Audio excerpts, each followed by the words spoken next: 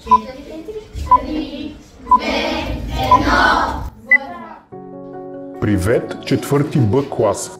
Искам да ви благодаря, че с вашите ръце оживихте образите на Левски и Ботев, за това, че ги поставихте във вашата класна стая, близо до вас.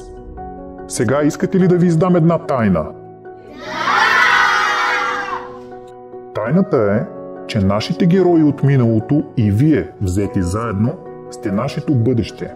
Българският народ разчита на вас и ще бъде до вас. Ще ви помагаме да израснете достойни, честни и отговорни. Ще дам всичко от себе си да бъдете вдъхновени от нашата история и да съхраните България напред във времето. Вярвате ли ми, че вие имате тази сила? Чудесно! А сега е време за подаръци.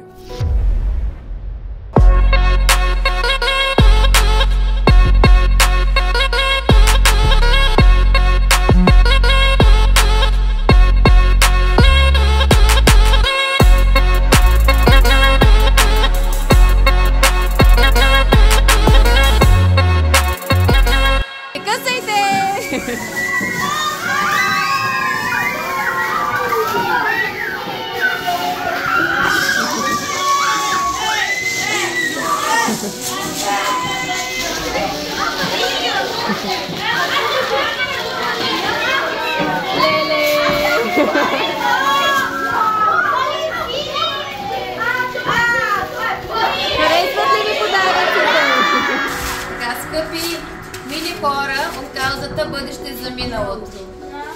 От името на целия ни клас и от госпожите искаме с цялото си сърце да ви благодарим за този прекрасен подарък, тази прекрасна изненада, която ни направиха. Щастливи ли сте, деца? Да!